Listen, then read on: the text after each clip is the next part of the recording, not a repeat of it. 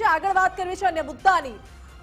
APMC ની ચૂંટણી, Unjha APMC ની ચૂંટણી એટલી બધી મહત્વની બની ગઈ છે અત્યારે કે વાત ના પૂછો। આવતીકાલે ઊંઝા એપીએમસી ચૂંટણીનું મતદાન થવાનું છે અને એ પહેલા આજે કતલની રાત માનવામાં આવી રહી છે। બંને પક્ષોએ મતદારોને અજ્ઞાત સ્થળે ખસેડ્યા છે। ઊંઝાના એમએલએ અને પૂર્વ ચેરમેન દિનેશ પટેલે મતદારોને કેમ્પમાં મોકલ્યા છે।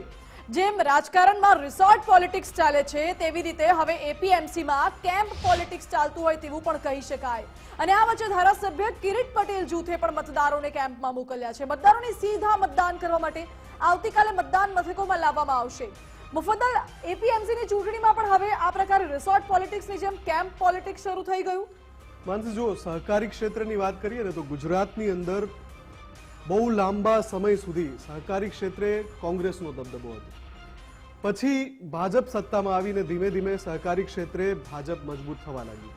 હવે આ જે ઊંઝા એપીએમસી કે જે ગુજરાતના સહકારી ક્ષેત્રની એક ટોચની સંસ્થા કહેવાય છે, એટલે એની ચૂંટણી કોઈ સામાન્ય ચૂંટણી નથી, પણ મેં જેમ કહ્યું એમ કે લોકસભાની બેઠકની પણ ચૂંટણી નથી, આ એક એપીએમસી ની ચૂંટણી છે। અને મોટા ભાગે શું થતું હોય, સહકાર શબ્દનો મતલબ જ એ થાય, સહકારમાં મોટા ભાગે સમરસ થઈ જતું હોય છે।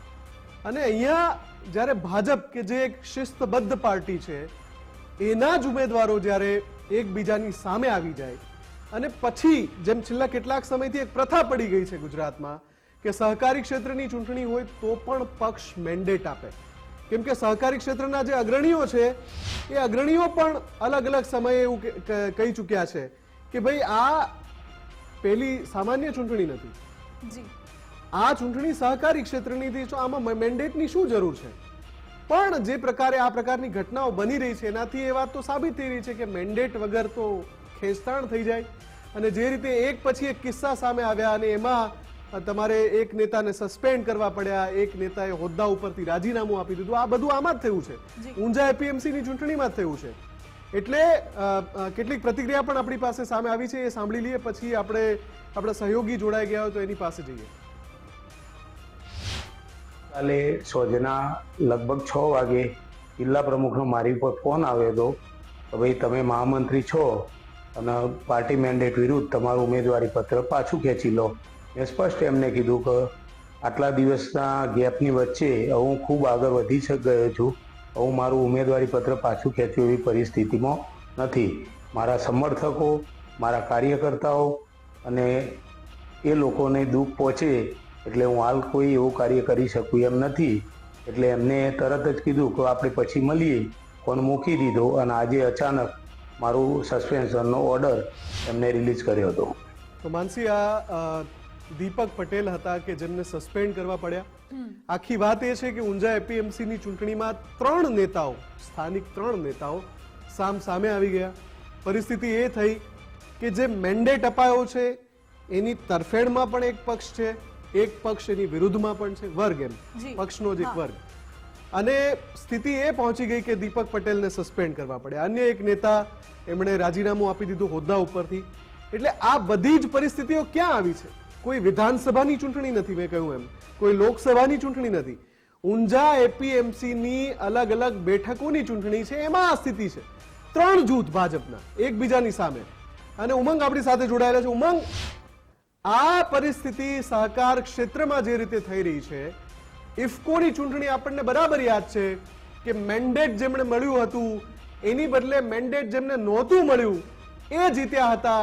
અહીંયા ફરીથી એ જ વાત થઈ રહી છે, મેન્ડેટને લઈને ખેંચતાણ છે, મેન્ડેટ મળ્યા એને લઈને ખેંચતાણ છે, ન મળ્યા એને લઈને સસ્પેન્ડ કરવા પડે છે, કોઈ રાજીનામું આપે છે। આ સહકારી ક્ષેત્રની ચૂંટણી હોઈ શકે કે પછી આ કોઈ લોકસભાની ચૂંટણી છે?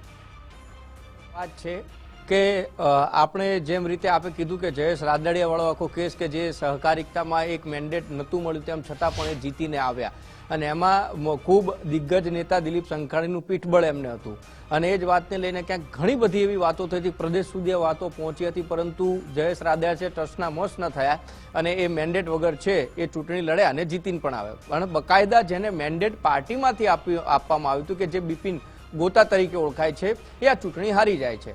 આ જ પરિસ્થિતિની અંદર પછી વાવમાં આપણને એવું જોવા મળ્યું કે ભાજપની અંદર છે ક્યાંક જૂથવાદ સામે આવ્યો અને ખેંચતાણ જોવા મળી. કારણ કે વાવ વિધાનસભા પેટા ચૂંટણીની અંદર 50 કરતા પણ વધારે મૂર્તિઓ ગયા હતા, એથી પણ સૌ કોઈ વિદિત છે. અને એ જ વાત ફરીથી પાછી ઊંઝા એપીએમસીની સહકારિતાની ચૂંટણી કહેવાય. એપીએમસીની અંદર જે ચૂંટણી આવી એમાં લાઈનો લગાવવામાં જે ફોર્મ લેવાના હતા એની લાઈનોમાં ધારાસભ્ય પણ ઉભા રહ્યા હતા, પૂર્વ ચેરમેન પણ ઉભા રહ્યા હતા અને પૂર્વ ચેરમેન જે રહી ચૂક્યા છે એમના પૌપુત્ર છે સુપ્રીત, એ પણ ઉભા રહ્યા હતા. અને એ બધી વાતો જ્યારે થઈ રહી હતી ત્યારે બધા એવું કહેતા ભાઈ લોકશાહી છે, તમામને લડવાનો હક છે, છેલ્લે જે પાર્ટી નક્કી કરશે લડશે.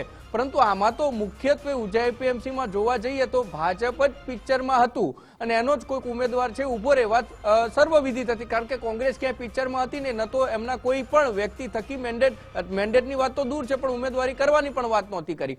એટલે આમ જોવા જઈએ તો ભાજપની અંદર હવે જૂથવાદ છે સ્પષ્ટપણે ઉડીને આંખે વળગે એવી પરિસ્થિતિ છે ઊંઝા એપીએમસીની અંદર થઈ છે.